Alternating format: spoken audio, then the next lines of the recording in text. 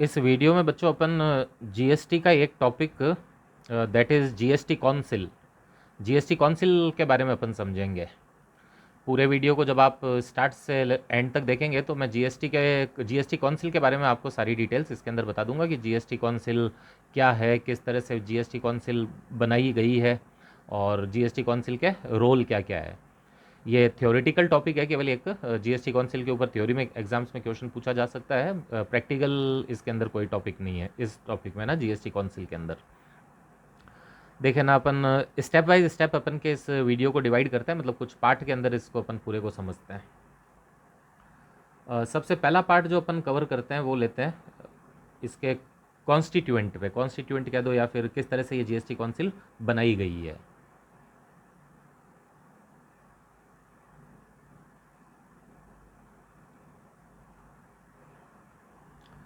आप इस वीडियो को देखते देखते बच्चे साथ साथ में नोट्स बना लीजिएगा। आप जिस भी यूनिवर्सिटी के और मतलब जिस भी बुक से आप पढ़ रहे हो, जीएसटी काउंसिल के ऊपर आपको ज़रूर मिल जाएगा चैप्टर और टॉपिक।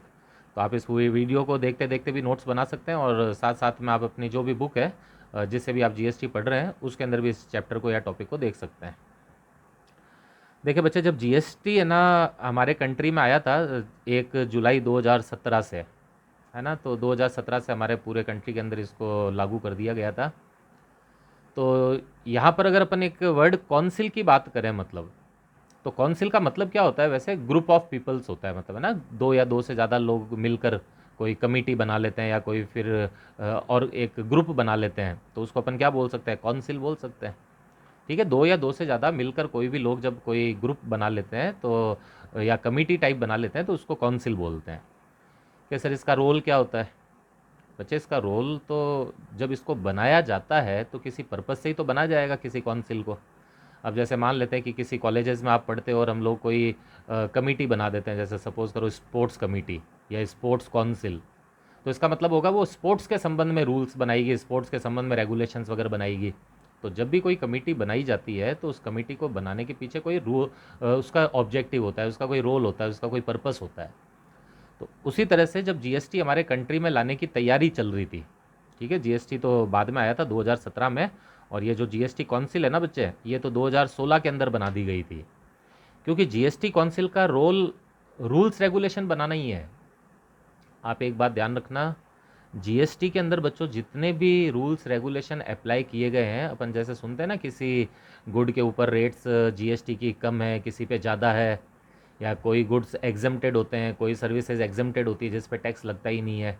ये सब जो चीज़ हुआ करती है ये काउंसिल के अंदर डिसाइड होते हैं, मतलब है ना, रूल्स रेगुलेशन बनाना ही मेन काम है।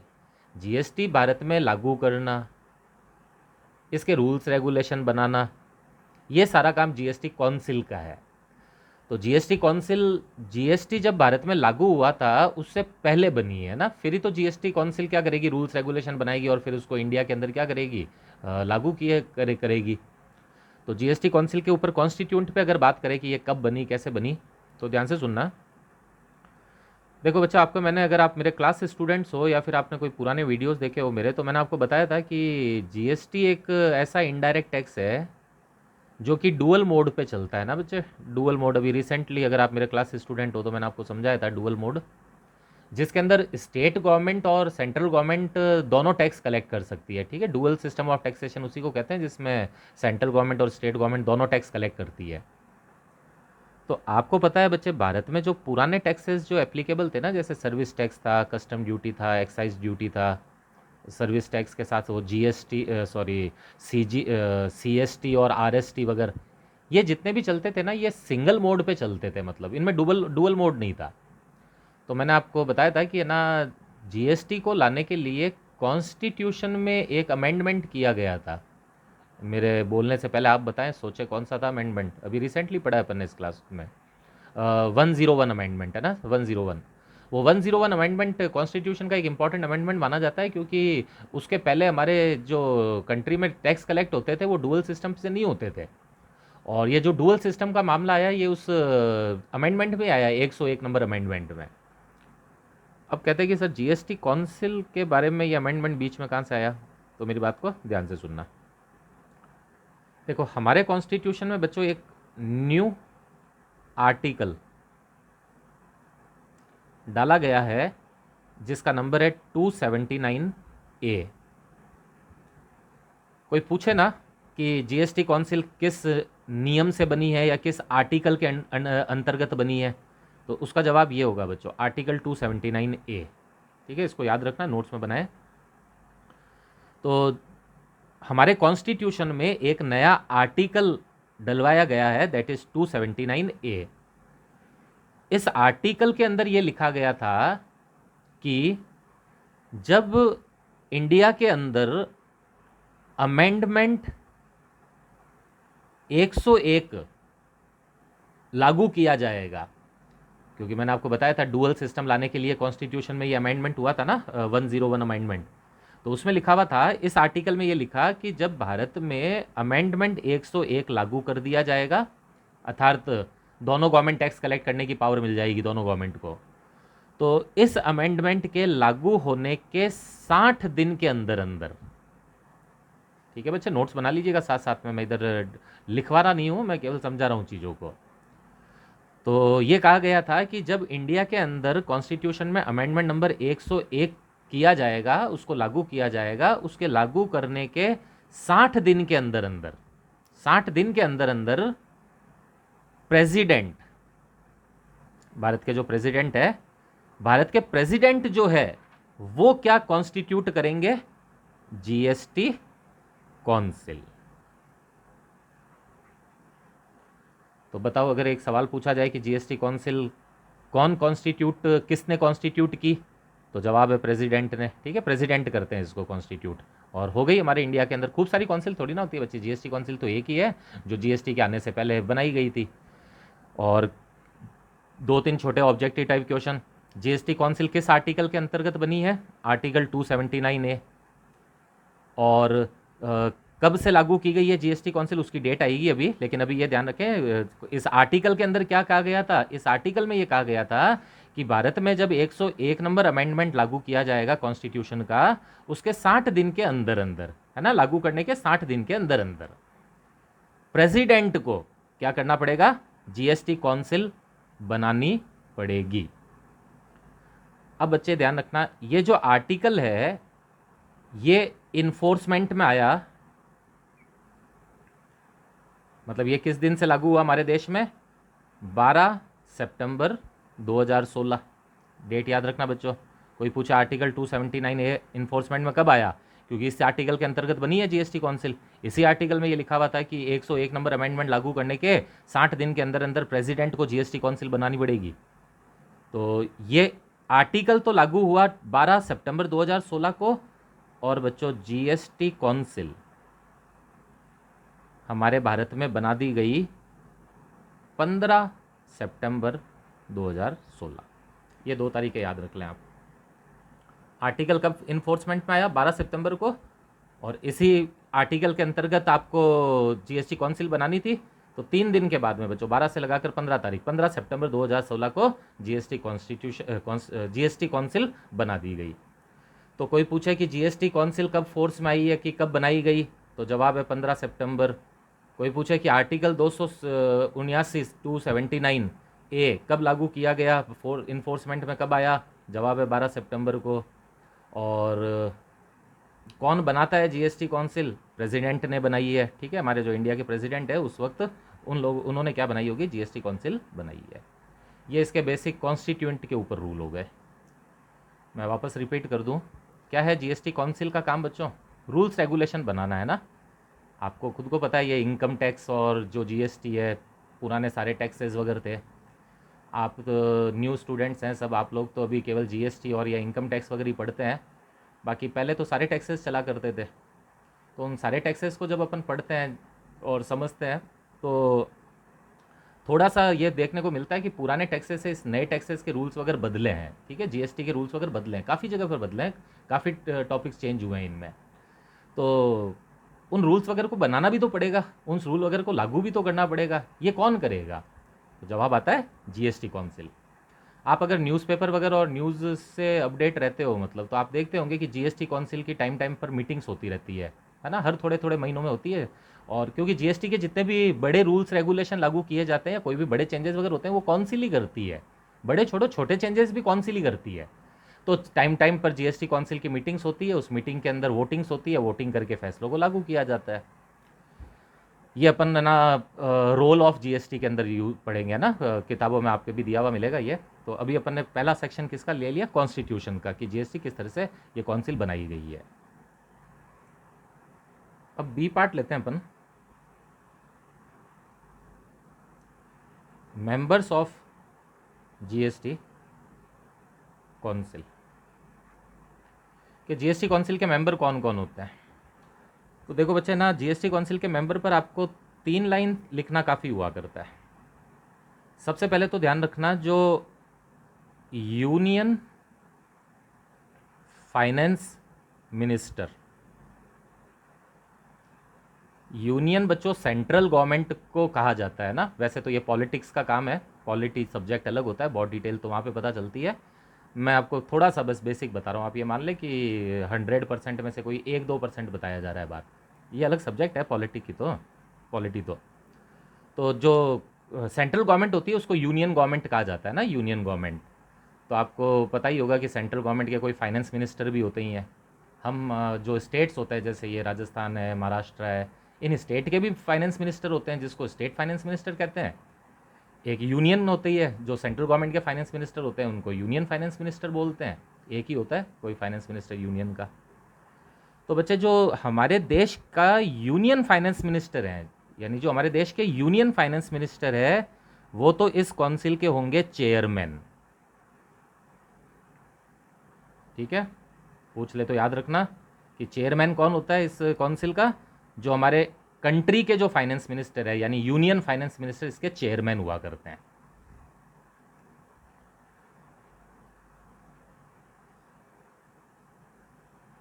Finance minister of all states और यूनियन टेरिटरी भी। तो बच्चे, जितने भी स्टेट्स हैं उनके जो फाइनेंस मिनिस्टर होते हैं, ठीक है, जितने भी स्टेट्स हैं उनके जो फाइनेंस मिनिस्टर होते हैं वो सब इसके मेंबर्स होते हैं। यानी एक होता है चेयरमैन, और एक है ना वाइस चेयरमैन भी हुआ करता है, वो उसके ऊपर बाद में आएंगे अपन।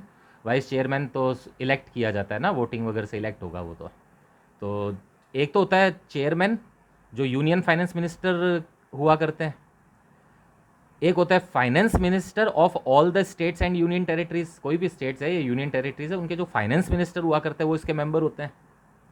और एक होता है बच्चे जिसको बोलते हैं union minister, union minister of state in charge.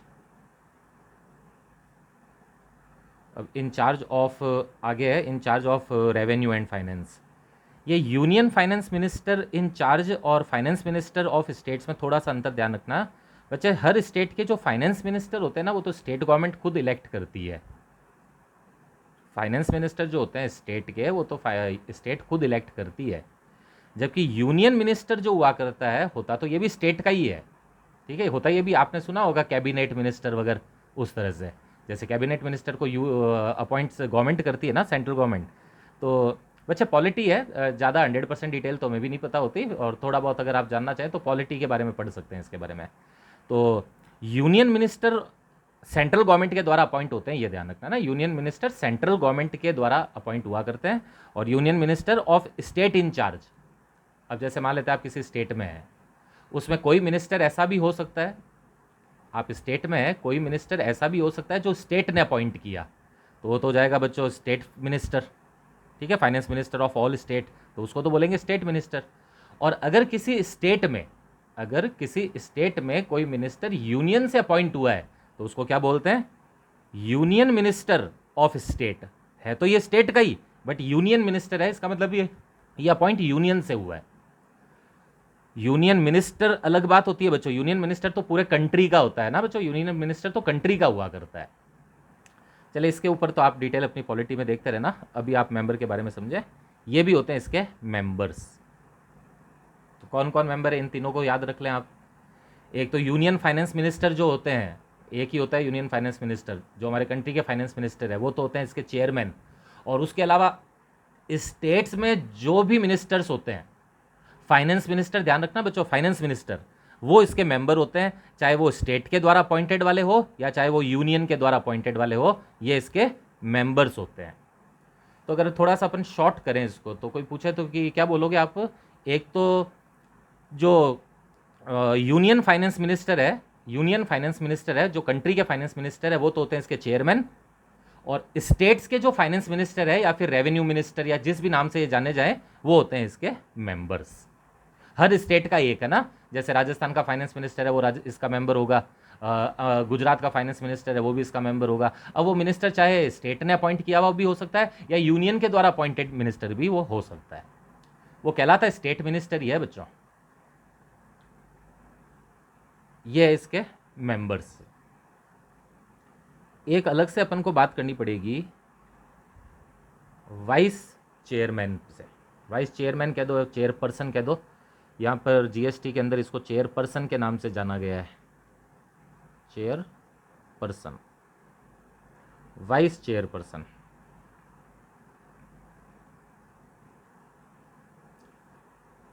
इसके ऊपर एक दो छोटे से पॉइंट है, रूल्स हैं, ध्यान से सुनना। देखो बच्चों ना, जीएसटी काउंसिल में एक वाइस चेयरपर्सन भी होंगे। चेयरपर्सन भी एक ही होते हैं बच्चों, वाइस चेयरपर्सन भी एक, और मेंबर्स हर स्टेट का एक है ना, हर स्टेट से एक स्टेट से एक ही होता है, ये ध्यान रखना बच्चों, हर स्टेट से एक होगा। वही फाइनेंस मिनिस्टर या रेवेन्यू मिनिस्टर जो हुआ करता है वो इस काउंसिल का मेंबर बना हुआ है।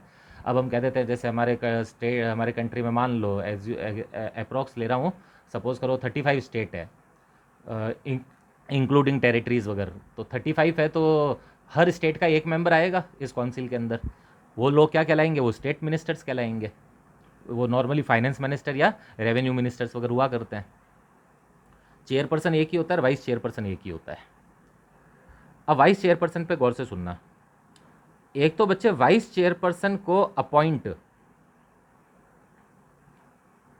स्टेट मिनिस्टर्स करेंगे।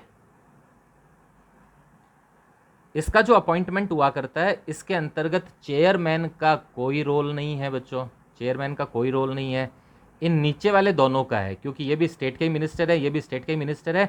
ये स्टेट ने अपॉइंट किए हैं जबकि ये यूनियन ने अपॉइंट किए हैं, बट है तो स्टेट मिनिस्टर ही ना।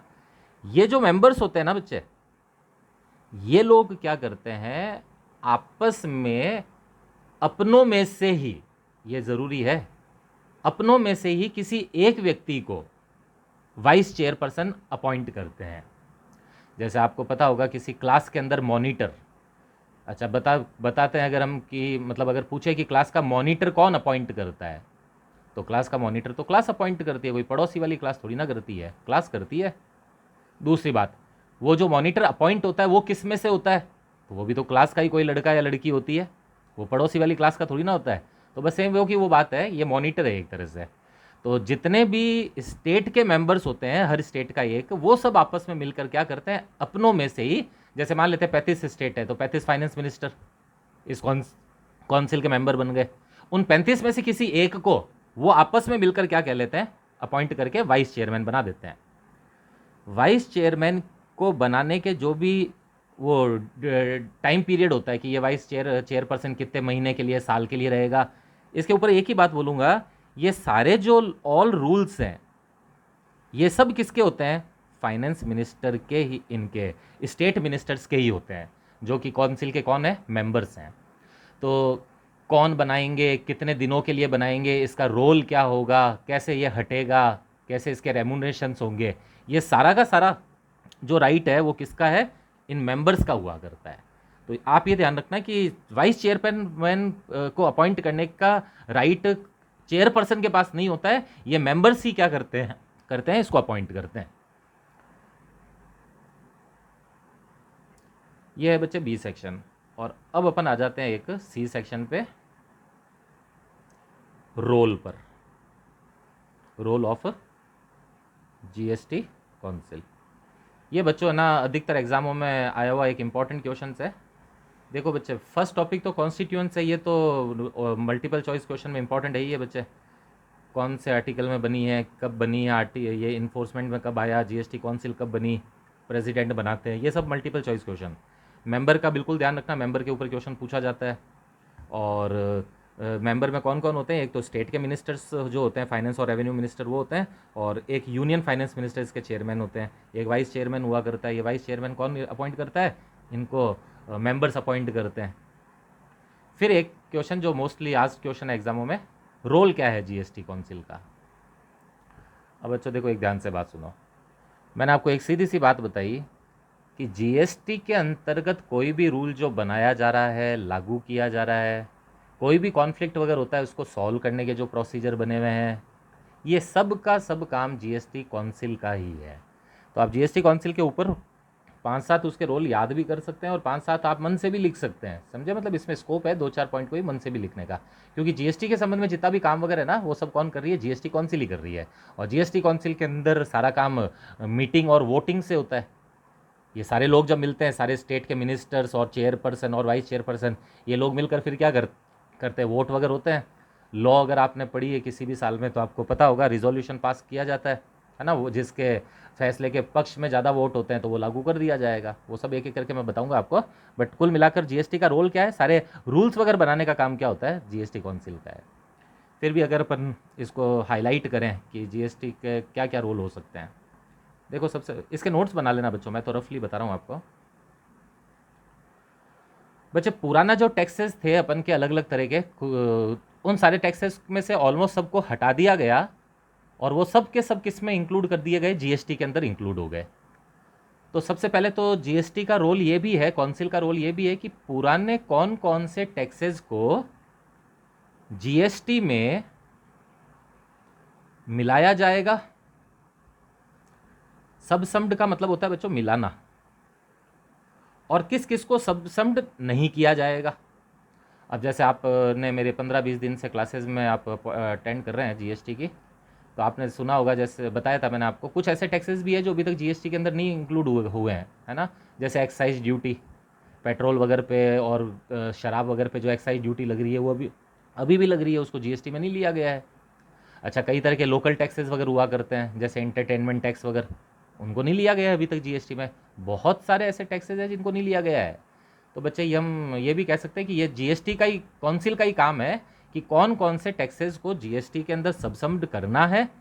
इसके मैंने आपको नोट्स में भी दे रखा है ना, एक टेबल बुक्स में भी दे रखी है कि पुराने कौन कौन से टैक्स जीएसटी में इंक्लूड हो गए हैं और कौन कौन से नहीं हुए हैं। अब किसको इंक्लूड करना है, किसको इंक्लूड नहीं करना है, किसको कब करना है, ये सारा का काम भी कौन देखता है, जीएसटी काउंसिल ही देखता है।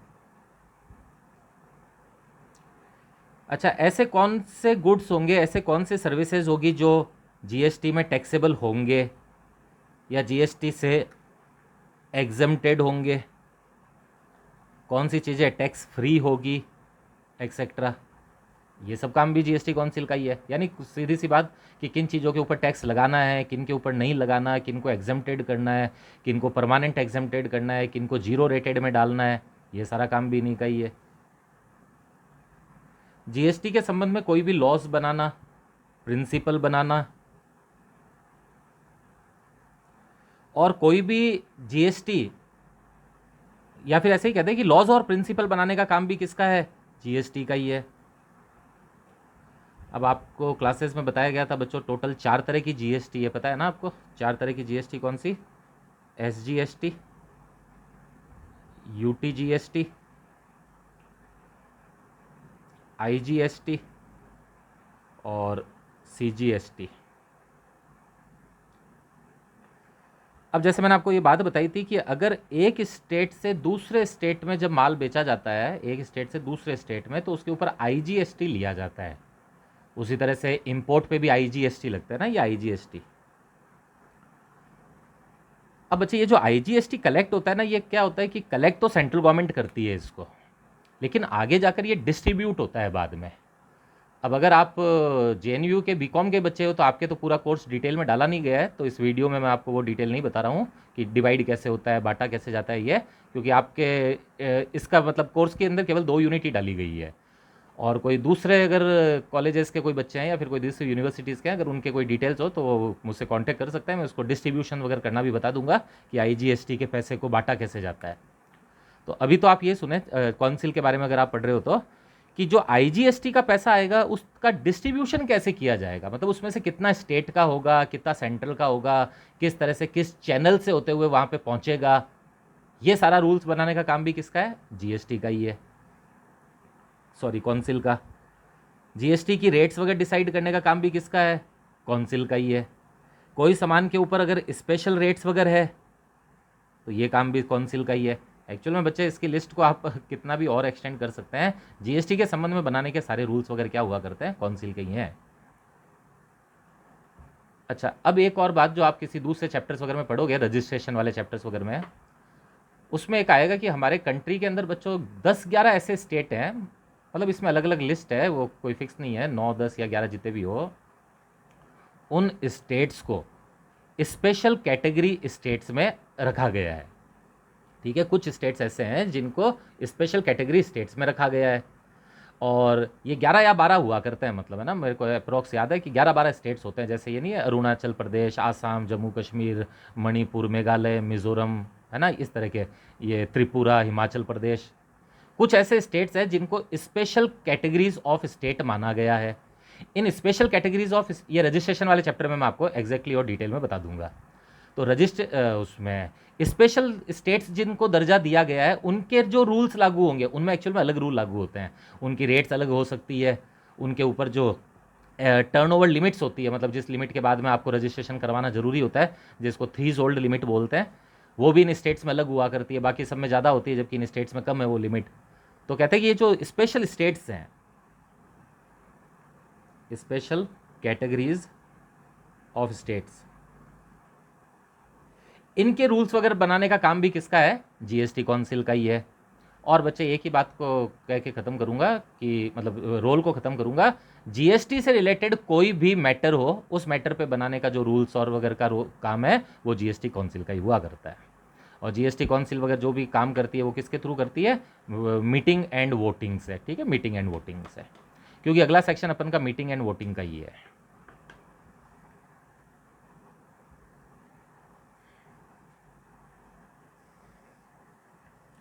तो बच्चों अपन डी सेक्शन में आ गए हैं, और ऑलमोस्ट शायद ये लास्ट सेक्शन भी हो सकता है, उसके अलावा कोई पढ़ाते वक्त याद आ गया तो एक और बना देंगे। तो पहला सेक्शन था कॉन्स्टिट्यूएंट का, बनी कैसे, दूसरा था उसके मेंबर्स पर, कौन कौन होते हैं मेंबर, तीसरा रोल आ गया उसके रोल पर। अब बात आती है मीटिंग एंड वोटिंग की, ध्यान से समझना, ये सेक्शन इंपॉर्टेंट है बच्चों। देखो बच्चों, सबसे पहली बात तो है कि जीएसटी काउंसिल का कोई भी डिसीजन जो होता है, ठीक है, कोई भी जो डिसीजंस वगैरह हुआ करता है वो इन मीटिंग्स होता है और बाय वोटिंग होता है ना। किसी, अब देखो चेयरमैन भी है, वाइस चेयरमैन भी है, हालांकि वाइस चेयरमैन तो मिनिस्टर ही है, स्टेट मिनिस्टर्स है, तो खूब सारे मिनिस्टर भी है स्टेट के। ऐसा नहीं है किसी एक जने के मन में आया और वो बात लागू कर दी गई। जितने भी तुम अगर अपन काउंट कर लें अगर ऐसे ही, तो जितने स्टेट है उनका एक एक आदमी हो गया, तो 30-35 तो ये लोग हो गए, और एक होता है ये चेयरमैन जो सेंट्रल गवर्नमेंट अपॉइंट करती है। तो कुल मिला के 30-35 के आसपास जो मेंबर है, ये सब लोग मिलकर क्या करते हैं, वो मीटिंग करते हैं और रूल्स वगैरह को लागू किया जाता है। इनकी भी हेल्प करने के लिए और भी मेंबर्स वगैरह होते हैं, वो अलग मैटर आ जाएंगे फिर। तो अभी अपन बात करें कि कोई भी जो डिसीजन लिया जाता है वो हमेशा मीटिंग में लिया जाता है, और मीटिंग के अंदर भी बाय वोटिंग से लिया जाता है। अब काम की बात सुनना, कोरम। कोरम का मतलब समझते हो बच्चों, लॉ पढ़ी होगी आपने कभी ना कभी किसी न किसी क्लास में। कोई भी जब मीटिंग होती है ना, तो उस मीटिंग के अंदर एक मिनिमम नंबर ऑफ मेंबर का प्रेजेंट होना जरूरी होता है, मिनिमम नंबर ऑफ मेंबर। अब जैसे मान लेते हैं कि कोई कमेटी है जिसमें ना 7 मेंबर है, मान लो, ठीक है, कोई कमेटी है जिसमें 7 मेंबर है, तो क्या ऐसा हो सकता है कि 7 में से केवल 2 जने आए, दोनों ने मिलकर मीटिंग करी और फैसले लागू कर दिए, है ना। तो नॉर्मली कहा जाता है कि नहीं, किसी भी मीटिंग को होल्ड करने के लिए मिनिमम कॉरम का होना जरूरी होता है। कॉरम का मतलब ही होता है मिनिमम मेंबर का होना जरूरी होता है। तो ध्यान रखना, जीएसटी काउंसिल की मीटिंग का जो कॉरम है वो है 1/2 मेंबर का है बच्चे, इसका 1/2 मेंबर। इसका मतलब हो गया कि टोटल जितने भी मेंबर हैं, इंक्लूडिंग चेयरमैन वगैरह ना बच्चे, तो टोटल जितने भी मेंबर हैं उसमें से आधे प्रेजेंट रहने ज़रूरी है। अगर आधे मेंबर प्रेजेंट है और उसके बाद कोई मीटिंग की जाती है तो एक वैलिड मीटिंग होती है बिल्कुल, और जो भी उसमें फैसले वगैरह लागू किए जाते हैं लागू होंगे वो, उससे कोई फ़र्क नहीं पड़ता कि कुछ लोग उसमें एबसेंट थे। तो कोई पूछे कि मीटिंग का कोरम कितना है तो क्या बोलोगे, 1/2 ऑफ द मेंबर, आधे मेंबर होने ज़रूरी है। वही बात है बच्चे, डेसिमल्स वगैरह में हो तो वो नियरेस्ट राउंड ऑफ वैसे मत करना, मतलब इंसान है तो पॉइंटों में नहीं होंगे इंसान, उसको राउंड करना पड़ेगा ना, राउंड करके राउंड ऑफ करके जितने भी मेंबर आते हैं हाफ मेंबर होने ज़रूरी है। अब बच्चों किसी भी डिसीजन को लागू करने के लिए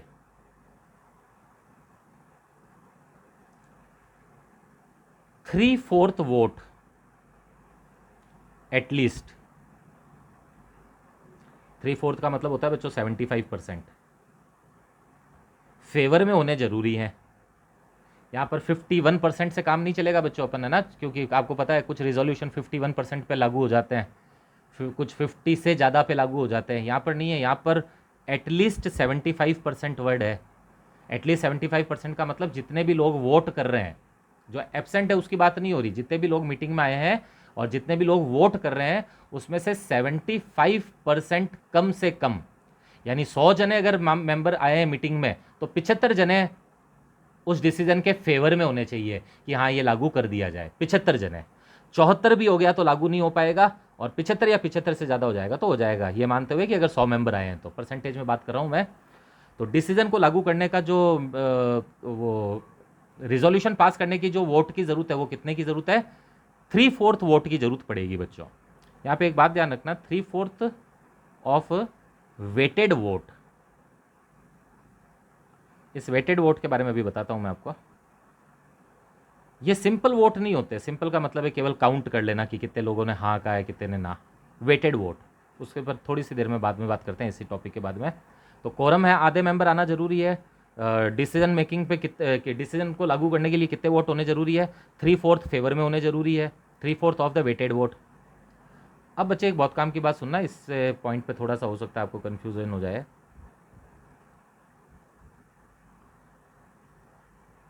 वेट ऑफ वोट्स, बच्चों ये ध्यान रखना कि जब वोटिंग होगी जितने भी मेंबर आए हैं उनकी, है ना, एब्सेंट वाले की तो होती नहीं है, उसको काउंट भी नहीं करते। तो ये ध्यान रखना कि सेंट्रल गवर्नमेंट का जो वोट है, तो आपको पता होगा बच्चों सेंट्रल गवर्नमेंट का तो चेयरमैन वाला ही वोट होता है ना, चेयरमैन तो सेंट्रल गवर्नमेंट से अपॉइंटेड होता है, उसको सेंट्रल गवर्नमेंट ही बोलते हैं, क्योंकि जो मैंने बताया ना वो state minister, union state minister, वो होता तो स्टेट का मिनिस्टर ही है ना, वो तो अपॉइंट गवर्नमेंट करती है उसको, बट होता है स्टेट का ही, उसका वोट भी स्टेट का वोट ही माना जाता है। तो मैं ये कह रहा हूँ कि सेंट्रल गवर्नमेंट का तो एक व्यक्ति है, दैट इज चेयरमैन। तो वो कहते हैं कि सेंट्रल गवर्नमेंट का जो वेट होगा, सेंट्रल गवर्नमेंट के वोट का वेट वो होगा बच्चों 1/3 ऑफ टोटल वेट, जिसको आप मैथमेटिक्स में 33.33% बोलते हो, ठीक है, 1/3 of the total weight, weight कह दो या टोटल वोट कह दो। अब गौर से सुनना, देखो जैसे मान लेते हैं कि है ना अपन परसेंटेज बेसिस पे लेते हैं तो 100% टोटल को बोलते हैं, ठीक है, परसेंटेज बेसिस पे लेते हैं तो अपन इधर समझते हैं 100% अपन टोटल को लेते हैं। यहाँ पे मैंने 1/3 लिखा है, 1/3 का मतलब होता है बच्चों 33.333333% है ना, परसेंट में लेते हैं तो 33.333। इसका मतलब है कि 100% में से 33.3333% तो अकेले किसका वेट है, सेंट्रल गवर्नमेंट का। जैसे सेंट्रल गवर्नमेंट का एक आदमी है केवल, अगर उसने फेवर में वोट दे दिया कि हाँ इस डिसीजन को लागू करना चाहिए, तो बच्चे वो एक वोट नहीं काउंट होगा, वो 33.33% वोट काउंट होगा। इसका मतलब ये माना जाएगा कि 100 में से 33.33 लोगों ने फेवर में दे दिया है। समझ रहे हो मेरी बात, वोट हेड से नहीं गिनने, हेड का मतलब एक आदमी का एक वोट, एक आदमी का एक वोट नहीं होगा, बल्कि टोटल वोट 100% अगर माने जाएं तो उसमें से सेंट्रल गवर्नमेंट का वेट होगा 33% और 66.6666 जिसको अपन 2/3 बोलते हैं और इसको अपन 1/3 बोलते हैं, ये वेट होगा स्टेट गवर्नमेंट के, ठीक है, ये स्टेट गवर्नमेंट के। तो कोई पूछे कि वोटिंग्स के अंदर स्टेट गवर्नमेंट का वेट कितना है, तो आप कहोगे 66.666%।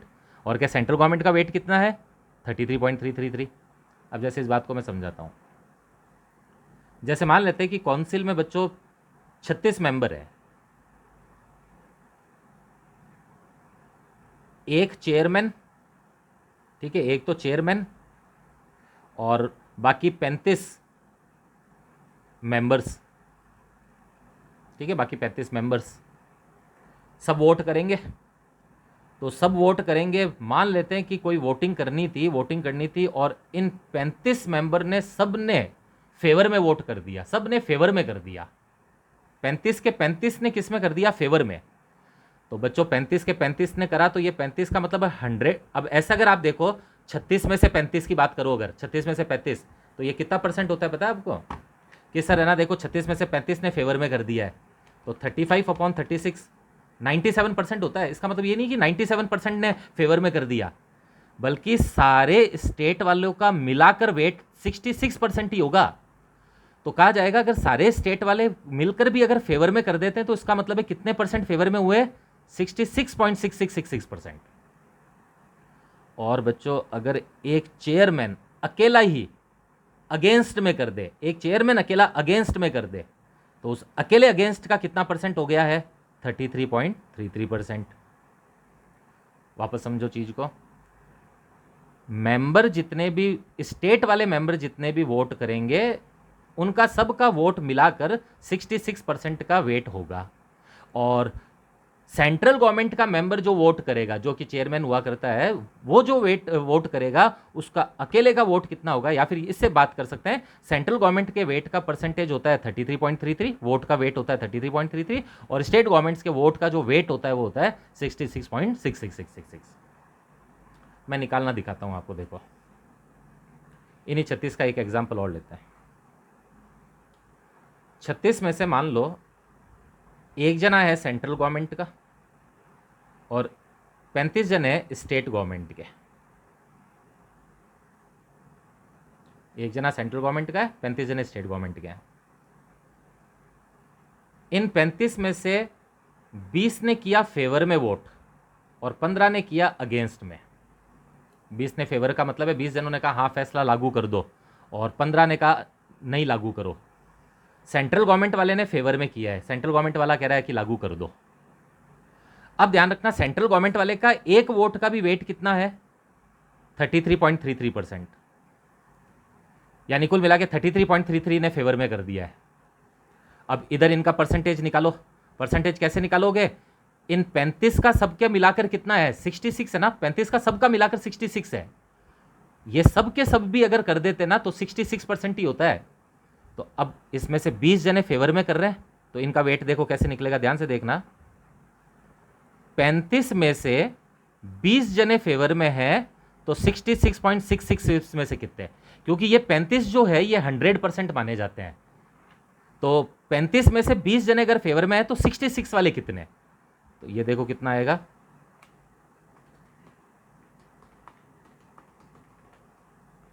ये आ रहा है बच्चे 38.09। इसका मतलब है 35 में से 20 जने अगर फेवर में कर देते हैं ना, तो ये माना जाएगा कि 38% लोगों ने फेवर में कर दिया है। 38% लोगों ने फेवर में, क्योंकि इनका सबका मिला के 66 है। तो 35 में से 20 का फिर कितना होगा, है ना? सबका मिला के 66 है, तो 35 में से 20 का कितना होगा? वैसे के वैसे इधर आ जाओ। सबका मिला के 66.66 है, तो 35 में से 15 का कितना होगा अगेंस्ट वालों का? ये होगा बच्चे 28.57। और इन दोनों को जब आप ऐड करोगे ना तो बच्चों ये 66.6666 आ जाएगा। तो अब देख लो टोटल फेवर में कितने हो गए, ये फेवर था और ये भी फेवर था, ये सारे फेवर हो गए। तो फेवर में टोटल आ गए बच्चे 30 और 30 60, 72% कुछ वोट फेवर में आ रहे हैं और 28 समथिंग कुछ अगेंस्ट में आ रहे हैं। तो कुल मिलाकर ये फैसला लागू नहीं हो पाएगा। क्यों? क्योंकि लागू करने के लिए 75% फेवर में चाहिए। अब ये मैथमेटिक्स है, आप देखें अगर आप मेरे क्लास के स्टूडेंट हैं तो क्लास के अंदर भी मैं आपको ये एग्जांपल बता दूंगा। बस अभी मैं इतना ही कह सकता हूँ इस वीडियो में तो आपको, थ्योरेटिकल में तो, कि सेंट्रल गवर्नमेंट का जो वेट होगा वो टोटल वेट में से 1/3 होगा, और स्टेट गवर्नमेंट्स के जो वेट होंगे स्टेट मेंबर्स के, वो टोटल वोट में से 2/3 होंगे। जिसको अपन 33.33% और 66.66% कह सकते हैं। ये है बच्चे मीटिंग वगैरह के ऊपर। और बस इसके साथ ये ऑलमोस्ट लास्ट टॉपिक भी है। एक मीटिंग के ऊपर एक और बात बता देता हूँ, बहुत ज़्यादा इंपॉर्टेंट तो नहीं बट फिर भी है।